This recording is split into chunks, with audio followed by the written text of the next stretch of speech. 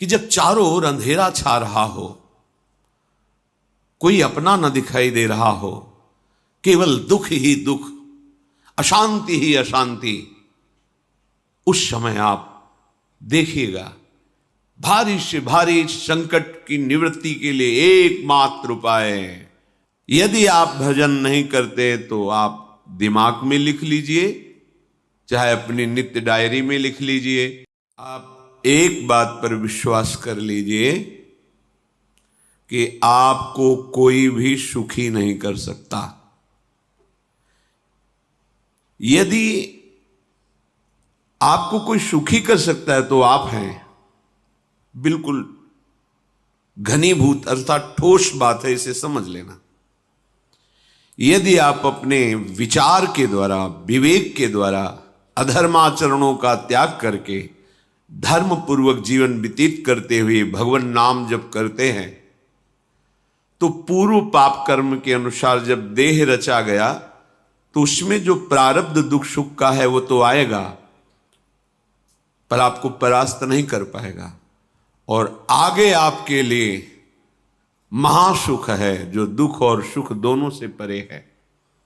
अखंड प्रसन्नता, अखंड आनंद, वो केवल आपके करने से होगा।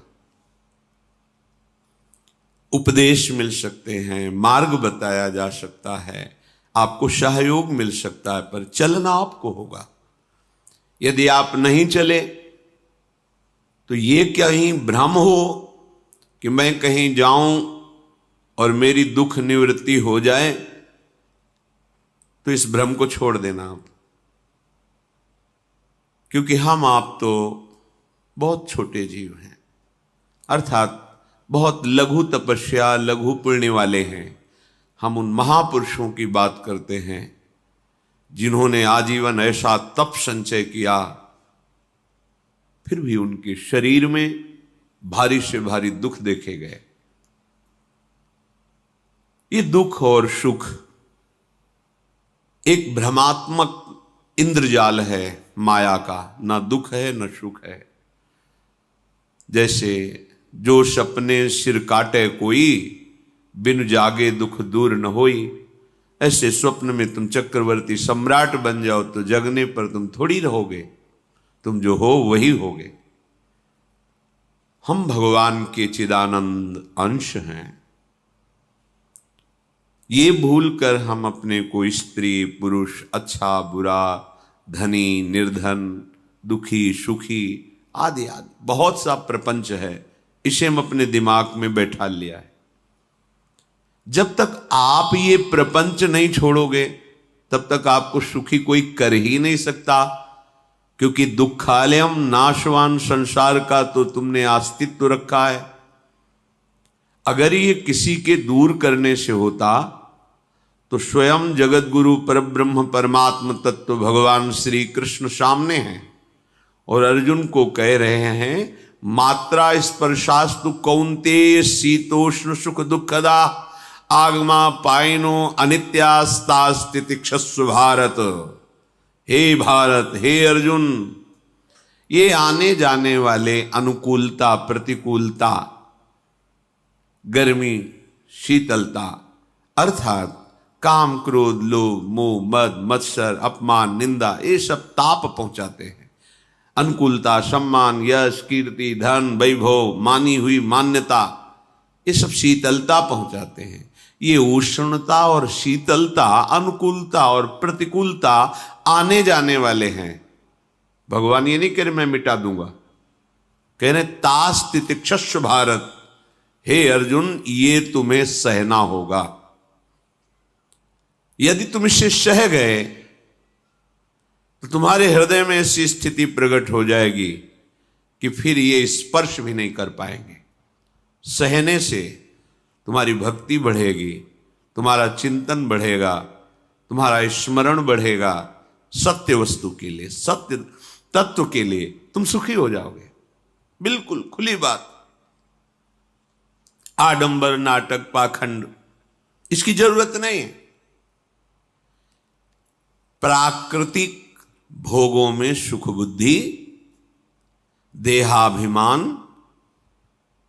विद्या रूप महत्व कुल धन यौवन अभिमान, यही तुम्हारे दुख का मूल है और ये कोई दूसरा नहीं हटा सकता।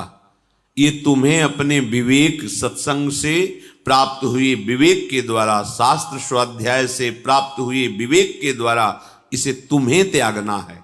दुख तुम पकड़े हो तो छुड़ा कौन सकता है? छुड़ाना तो आपको ही पड़ेगा। अगर कोई वादा करता है कि मैं आपको दुख रहित कर दूंगा, मुझे आज तक समझ में नहीं आया। दुख रहित होने का जो उपाय है वो गुरुजन, महापुरुष, संत जन बताते हैं कि जब चारों ओर अंधेरा छा रहा हो, कोई अपना न दिखाई दे रहा हो, केवल दुख ही दुख, अशांति ही अशांति, उस समय आप देखिएगा कोई एक है जो आपको बहुत प्यार कर रहा है। वो हमारे प्रभु हैं। आप जिनकी तरफ पीठ किए हो और जहां दुख है उधर मुख किए हो, वापस घूमो, सन्मुख होइएगा। सन्मुख होए जीव मोहि जबहि, जन्म कोटि अघनाशों तबहि। करोड़ों जन्मों के पाप नष्ट कर देते हैं भगवान। जहां प्रभु की तरफ हुए तो पता चला बहुत जन्मों से बिछुड़ा था, वो मेरे स्वामी मिल गए। भारी से भारी संकट की निवृत्ति के लिए एकमात्र उपाय भगवान श्री हरि का आश्रय, उनके नाम का जप। सत्य मान लीजिए, आडंबर से कुछ नहीं होना। चाहे जितने जंतुर बांध लो, चाहे जितना जो कुछ जादू टोना जो मन आवे सो कर लो, बारी मथे घृत होए बरु शिकताते बरु तेल, बिनु हरि भजन न भवतरी यह सिद्धांत अपेल। विनिश्चितम बदामि तेन अन्यथा वचांस में हरि भजन्ति नरा। अटल बात है, यदि भजन नहीं करोगे तो तुम्हें कोई सुखी नहीं कर सकता। तात्कालिक आपको ऐसा लग सकता है मेरा काम बन गया, नहीं, वो तत्कालिक है। हमारा काम बनना तो तब होगा जो हमारा आवागमन मिट जाए, सदा सदा के लिए मुझे ऐसी वस्तु प्राप्त हो जाए कि जहां चाह ही खत्म हो गई, जहां दुख ही खत्म हो गया। वो हमारा स्वरूप है, वो हमारे आराध्य देव हैं। प्रार्थना मान लीजिए, भटकाव से बचिए। ये कलिकाल मलायतन मन कर देख विचार, श्री रघुनाथ नाम बिन नाहिन आन आधार। महापुरुषों ने स्पष्ट कहा है। ये मलायतन मल का आगार है। मल माने कामना, नाना प्रकार की वासना, भ्रष्ट आचरण, छल कपट, दंभ पाखंड, बोलबाला, इसका एकमात्र श्री भगवान का नाम आधार है। जो चाहत है नित्य सुख अरु मन को विश्राम, तो हित ध्रुव हित सो भजत रहो पल पल श्यामा श्याम श्यामा श्याम श्यामा श्याम। यदि सच्चिदानंद शाश्वत सुख चाहते हो, जहां से कभी हटना ना पड़े, केवल सुख ही सुख है, आनंद ही आनंद है, और मन का विश्राम चाहते हो कि भाग दौड़ मन की मिट जाए, तो बस प्रेम से बोलते रहो श्यामा श्याम श्यामा श्याम, राधे श्याम, राधा राधा राधा वल्लभ। ये बड़ी शोध करके महापुरुषों ने बात कही है। यदि आप भजन नहीं करते तो आप दिमाग में लिख लीजिए, चाहे अपनी नित्य डायरी में लिख लीजिए, जो आप दिनचर्या लिखते हैं। आपको कहीं भी कभी भी कोई भी सुखी नहीं कर सकता। गांठ बांध लीजिए, भटकने की जरूरत नहीं है। और यदि नाम जप करने लगे, धर्माचरण करने लगे, तो तुम आशीर्वाद देने वाले बन जाओगे। सातरति सातरति सा लोकांतारयति। ध्यान दीजिए, वो तर जाता है, वह तर जाता है, वो लोकों को तार देता है। जब पृथ्वी में भयंकर पापाचरण की वृद्धि हुई, असुरों के द्वारा प्रेरित होकर के जहां भी धर्माचरण, नाम कीर्तन, यज्ञ, हवन, होम, ऋषि मुनि विध्वंस कर दो, क्या हुआ? कोई दूसरा दिखाई दिया क्या?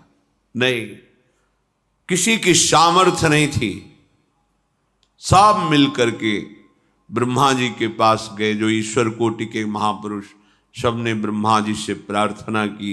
ब्रह्मा जी ने कहा, हम भी जिनके सेवक हैं वही प्रभु अब हमारे दुख का निवारण कर सकते हैं। सोचो, आप किसी और से दुख निवृत्त कराना चाहते हैं?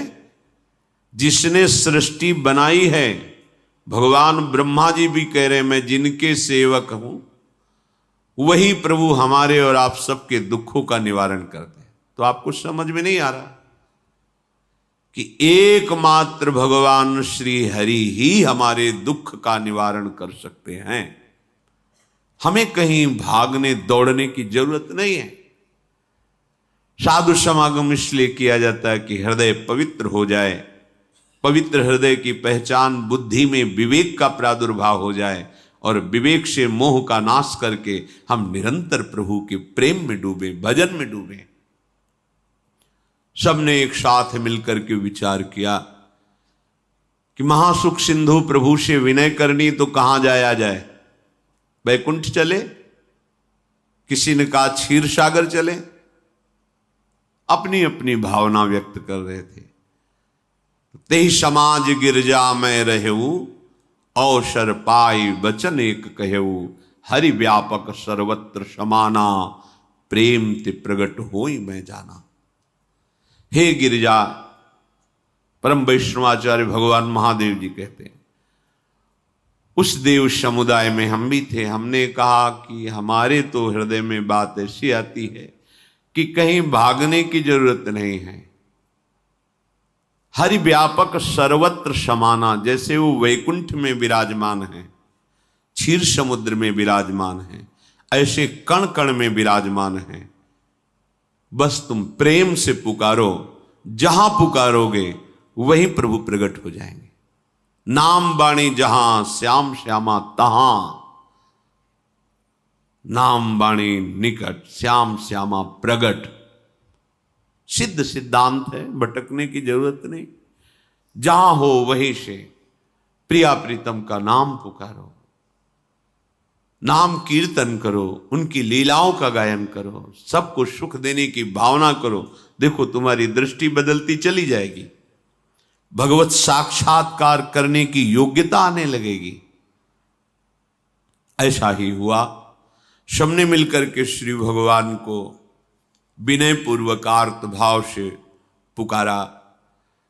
आकाशवाणी हुई, निर्भय हो जाओ, निश्चिंत हो जाओ, मैं स्वयं अपने अंशों के सहित अवतार लेकर इस भूमि का भार हरण करूंगा। तुम सब बड़े बड़े जो देवता हो, जाओ हमारी लीला में सुख लेने के लिए सब ऋक्ष वानर आदि का रूप धारण करो। ब्रह्मा जी, महादेव जी, बड़े बड़े ईश्वर कोटि के लोकपाल बहुत प्रसन्न हुए, क्योंकि भगवद्वाणी सत्य है, त्रिकाल सत्य है। सबको विश्वास हो गया कि अब मारा तो जाएगा ये महासुर, जिसको लगता था कोई ना मंत्र के द्वारा मार सकता है, ना अस्त्र के द्वारा मार सकता है। स्वयं श्री भगवान पधार रहे। भगवान ने जो निरंतर भजन प्राण रहते हैं, कश्यप जी, अदिति जी, वो भगवान के वात्सल्य में भरे थे। प्रभु जब प्रकट हुए तो उनसे कहा, मुझे आप जैसा पुत्र चाहिए।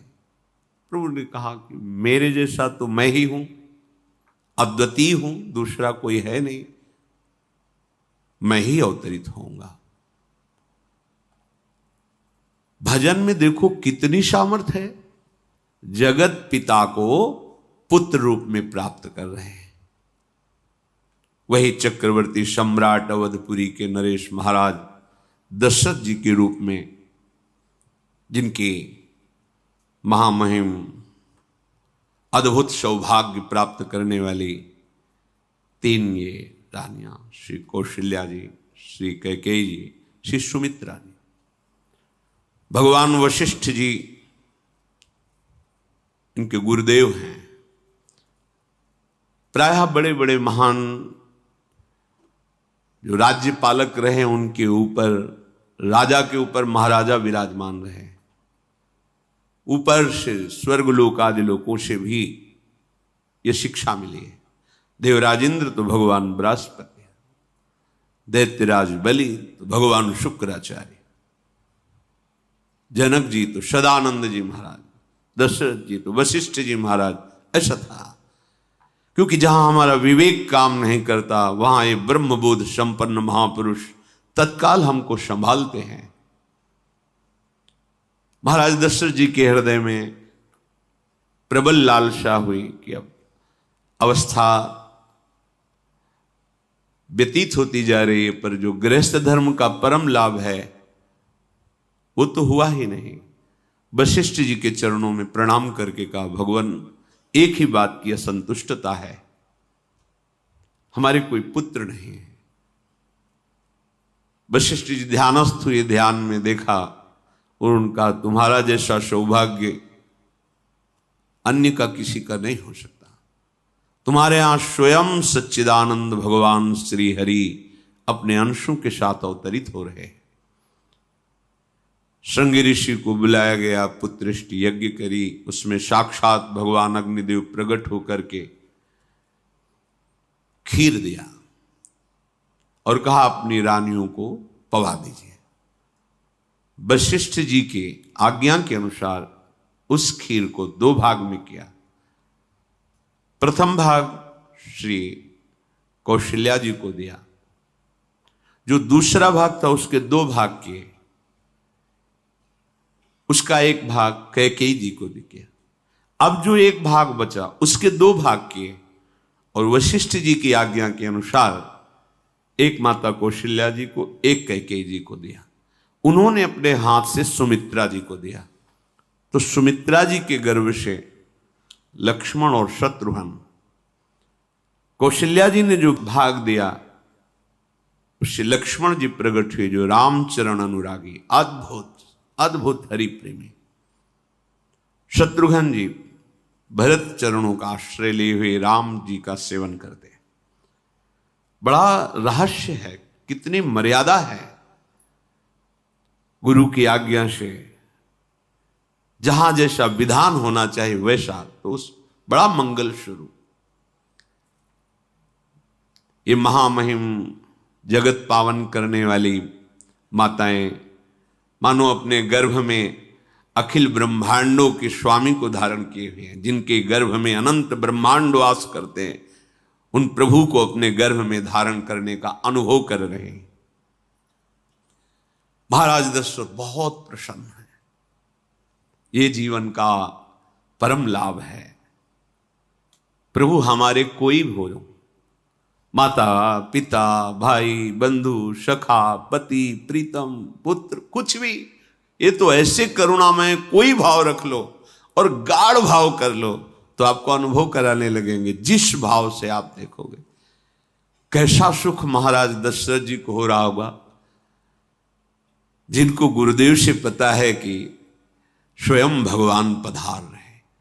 प्रतिपल इनके दर्शन करके कौशल्या जी, कैकेयी जी, सुमित्रा जी के प्रेम पुलकित रहते हैं। दशरथ जी, अहो भाग्य, साक्षात भगवान पधार रहे। समय व्यतीत हुआ, जोग लगन गृह बार तिथि, सकल भये अनुकूल, चर अरु अचर हर्ष जुत, राम जन्म सुख मूल। ठीक योग लगन ग्रह वार तिथि सब अनुकूल हो गई। कब? जिसके हृदय में प्रभु का प्रकाश हो जाता है। जो प्रभु के भजन में रहता है तो योग लगन ग्रह वार तिथि नक्षत्र सब अनुकूल हो जाते हैं। जो पे कृष्ण चरण मन अर्पित, तो करी है का नवग्रह रंग। सब ग्रह नक्षत्र वार तिथि, ये जितने भी विघ्न कारक या शुभ कारक है, ये साफ शासन में रहते हैं जिसके हृदय में भगवान नाम चल। जिते विनायक शुभ अशुभ ये विघ्न करे नहीं कोई, क्योंकि भगवान का नाम चल रहा है, हृदय में भगवान प्रकाशित हो गए हैं, परमानंद अनुभव होता है। ऐसे भगवान जगत में प्रकट हो रहे हैं। ये तो कभी कभी अवतार होता है, पर ये अवतार होता ही रहता है। भगत के हृदय रूपी महल में अवतार होता रहता है। जो निरंतर भगवत चिंतन परायण अपने अहम को भगवान के चरणों में समर्पित किया तो भय प्रकट कृपाला, यही हृदय में प्रकाशित हो जाते हैं। हृदय में ही दिव्य वृंदावन प्रिया प्रीतम दिव्य लीला। चैत्र का महीना, नवमी तिथि, शुक्ल पक्ष, अभिजीत मुहूर्त, ठीक दोपहर का समय 12 बजे सब लोगों को परमानंद प्रदान करने वाले प्रभु पधारे। शीतल मंद सुगंधित वायु बह रही है, देवताओं की दुंदुभियां बज रही, पुष्पों की वर्षा हो रही, बड़े बड़े ऋषि मुनि नृत्य कर उठे। जैसे साधना को फल मिलता है हृदय आनंद में, आज समस्त साधनाओं के फल स्वयं मंगल मूर्ति प्रभु पधार रहे। सब महात्माओं का, संतों का हृदय अलौकिक आनंद से भरा हुआ है। पृथ्वी जितनी दिव्यता है सब प्रकाशित कर दी। रस भरे फल, औषधियां, दिव्य मणियां, रत्न जो छुपाए हुए अपने गर्भ में थी, प्रभु आ रहे, सब प्रकाशित कर दी। जलधाराएं जो सूखी हुई थी वो भी। जब ब्रह्मा जी ने देखा कि जो भगवान ने आकाशवाणी में कहा था वो सब सत्य हो रहा है, आकाश में ब्रह्मा जी समस्त देवतागण विराजमान होकर के अंजलियों में दिव्य पुष्प लेकर के वर्षा कर रहे हैं, सुंदर सुंदर अलग अलग वाद्य बज रहे हैं, ऋषि मुनि देवता सब स्तुति कर रहे हैं, प्रणाम मुद्रा में सब खड़े हैं, क्योंकि समस्त लोकों का पालन करने वाले भगवान श्री हरि महाराज चक्रवर्ती सम्राट दशरथ जी के भवन में प्रकट हो रहे हैं। तो आकाश में सब ईश्वर कोटि के महापुरुष पुष्पांजलि अर्पित कर रहे हैं। उसी समय भगवान का प्रादुर्भाव होता है। भगवान कभी गर्भ से नहीं प्रकट होते, लीला होती है, ऐसा अनुभव होता है गर्भ है, पर पहले भगवान भगवान के रूप में प्रकट होते हैं, फिर वो बालक बन जाते हैं। कभी ऐसा कहीं नहीं मिला, अनुभव होता है ऐसा, समय से गर्भ रहा, समय से गर्भ बढ़ा, ऐसा अनुभव होता है, पर भगवान प्रकट होते हैं। इसीलिए भय प्रगट कृपाला दीन दयाला कौशल्या हितकारी हर्षित महतारी मुनि मनहारी अद्भुत रूप विचारी लोचन अभिरामा तनु घन श्यामा निज आयुध भुज चारी भूषण बनमाला नयन विशाला शोभा सिंधु खरारी कह दुई कर जोरी अस्तुति तोरी केहि विधि करो अनंता माया गुण ज्ञाना तीत अमाना वेद पुराण भनंता करुणा सुख सागर सब गुण आगर जेहि गावहि श्रुति संता, सो मम हित लागी। जन अनुरागी भयउ प्रगट श्रीकंता, ब्रह्मांड निकाया निर्मित माया, रोम रोम प्रतिवेद कहे। मम उर्षो बाशी यह उपहासी, सुनत धीर मति थिर न रहे। उपजा जब ज्ञाना प्रभु मुस्काना, चरित बहुत विधि कीनि चहे। कही कथा सुहाई मातु बुझाई, जेहि प्रकार सुत प्रेम लहे। दीनों पर दया करने वाले, बात समझिए।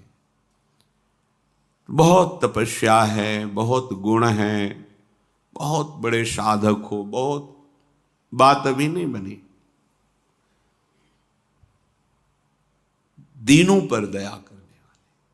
अगर हमारा भजन साधन बन रहा है, हमें भगवत चर्चा कथन श्रवण का सौभाग्य, धाम नाम रूप लीला, ये मेरे प्रभु की हेतु की कृपा है। आप एक बार भी राधा नहीं बोल सकते, कृष्ण नहीं बोल सकते, एक मिनट भी आप नहीं आ सकते, ये केवल मेरी लाडली की कृपा है। हृदय में किंचन मात्र गर्व नहीं, अभिमान नहीं। वो हमारे भगवान को बहुत प्यारा होता है, प्रियालाल को बहुत लाडला होता है। हमें प्रभु के अगर चरणारविंद के अनुराग में डूबना है तो विवेक से देखो है क्या पास हमारे। अगर कुछ भी दिया हुआ है भौतिक आध्यात्मिक, वो सब मेरे प्रभु का दिया हुआ है, तो गर्व किस बात का, अहंकार किस बात, तो दैन्यता आ जाएगी। अज्ञान से ये अहंकार बढ़ता है, ज्ञान से इसका समन हो जाता है। चाहे भौतिक हो चाहे आध्यात्मिक हो, मेरे को सब कुछ मेरे प्रभु ने तो दिया है। ध्यान देकर देखो तुम्हारी उपज क्या है, तुम भी तो उन्हीं के अंश हो। न तुमने शरीर बनाया, न संसार बनाया, तो फिर अध्यात्म तो भौतिक अध्यात्म सब कुछ मेरे प्रभु का दिया हुआ है, सब कुछ प्रभु में है। तो फिर अहंकार किस बात का, दैन्य हो जाओ। यंत्र कहे कि मैं दक्षिण की तरफ चलूंगा और यंत्री तुम्हें उत्तर की तरफ चलावे, तो एक कदम चल नहीं सकता यंत्र। ठीक ऐसे ही तुम हो, पर यह ज्ञान न होने के कारण अहम वृत्ति को स्वीकार करके मनमानी आचरणों में उतर गए। अब तुम्हारा यंत्री माया हुई, यंत्रारूढ़ानि मम मायया। और यदि भगवद आज्ञा का पालन करते हुए भजन परायण, तो आप भगवान के हाथ के यंत्र बन जाओगे, महासुख में निमग्न हो जाओगे। जो दीनों पर सदैव दुलार करते हैं, माता कौशल्या जी को परम सुख देने वाले प्रभु प्रकट हुए। मुनियों के मन का हरण करने वाले प्रभु को सामने देख करके कौशल्या जी आनंद मगन हो गई। प्रभु कहां? सामने। आनंद क्यों मगन, नेत्रों से अश्रुधारा चल रही कौशल्या जी के। सामने देखा श्याम सुंदर विराजमान है, लोचन अभिरामा तनु घन श्यामा। ऐसी अद्भुत श्यामता त्रिभुवन में नहीं है, ब्रह्मा जी की बनाई हुई नहीं कोई ऐसी श्यामता जिससे उदाहरण दिया जाए कि प्रभु के श्रीअंग की श्यामता कैसी है।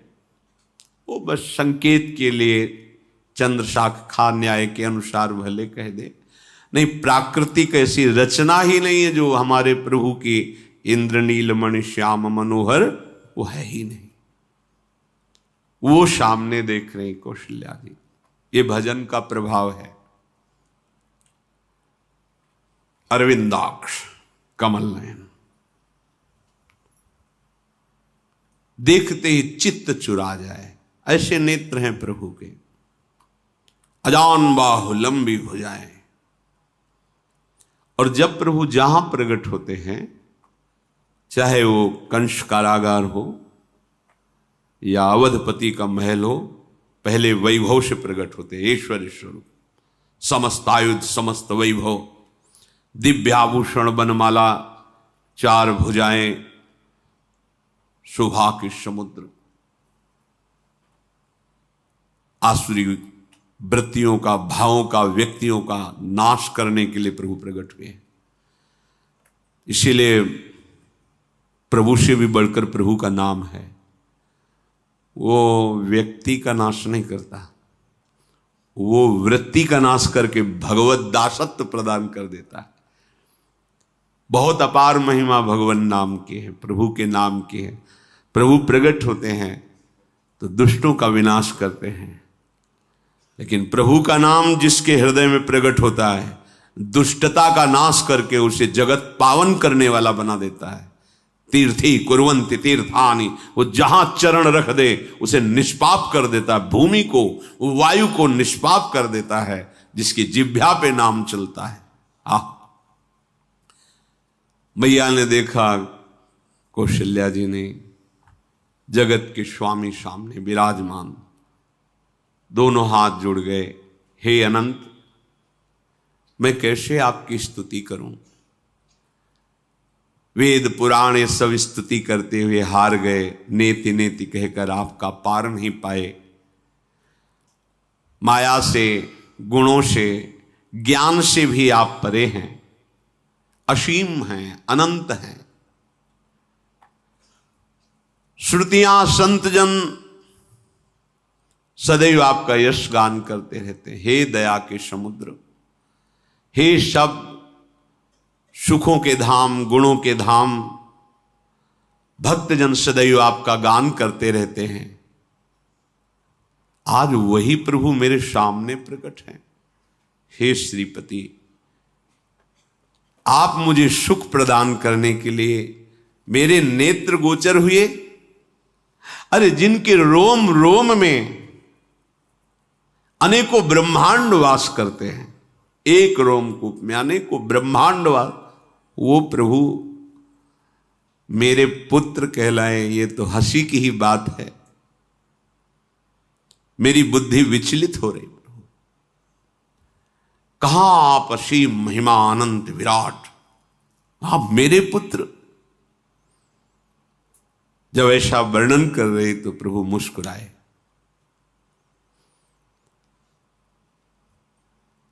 बहुत प्रकार से मैं आपको सुख देना चाहता हूं, इसलिए पहले मैं इस रूप में आया हूं कि आपने जो भजन करके मांगा था कि मेरे जैसा पुत्र हो, तो देखो मैं ही स्वयं, मेरे जैसा और कोई है ही नहीं, मैं ही स्वयं आया हूं। तुम्हें याद है?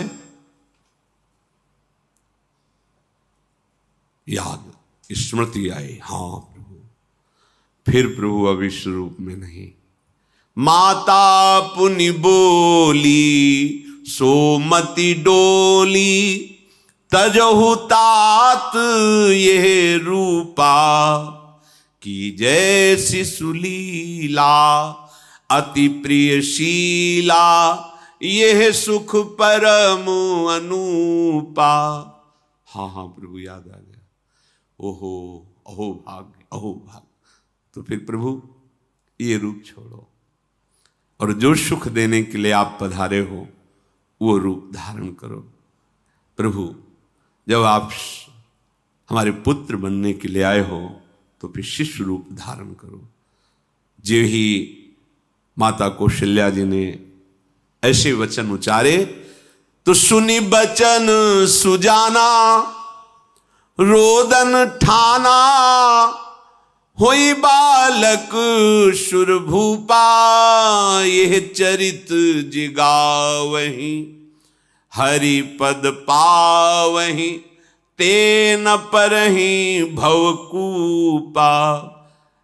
इतना सुनते ही सुजान भगवान श्री हरि नवजात शिशु होकर के रोने लगे।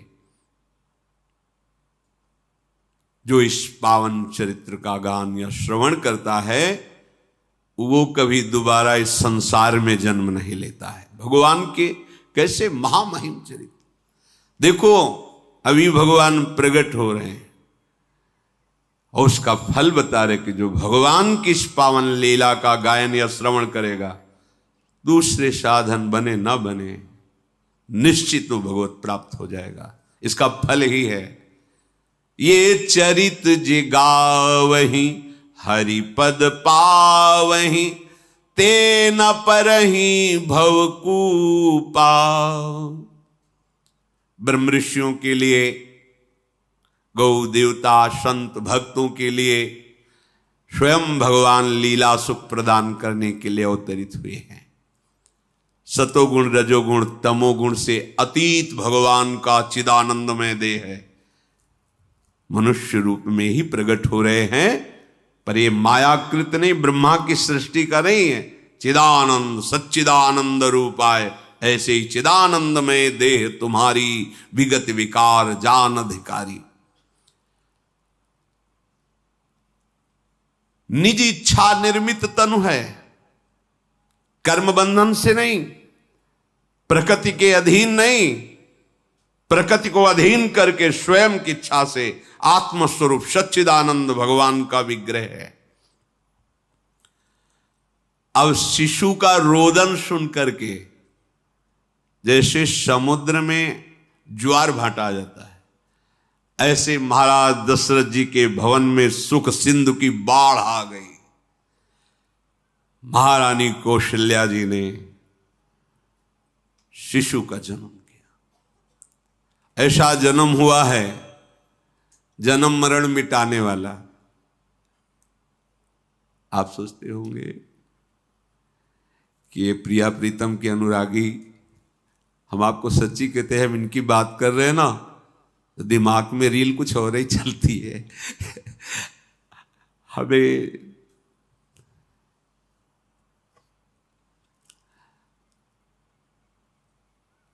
आनंद की उमगन मेरे प्रभु हैं।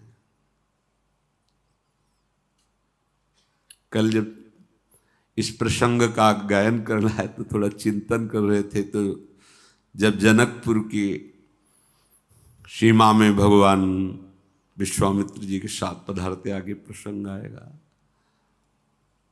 और जानकी जी जब पुष्प वाटिका में प्रभु की जब दृष्टि पड़ती है और दोनों दृष्टि मिलती है, तो उस समय दिखाई दे रहा था इतना भी अंतर नहीं था, इतना भी अंतर नहीं था। तो ये बता रहे प्रिया प्रीतम, इतना भी अंतर है। उनके जब नेत्रों में केवल देख रहे थे तो वही नेत्र थे, रूप और स्थान अलग था, लेकिन नेत्रों में वही था।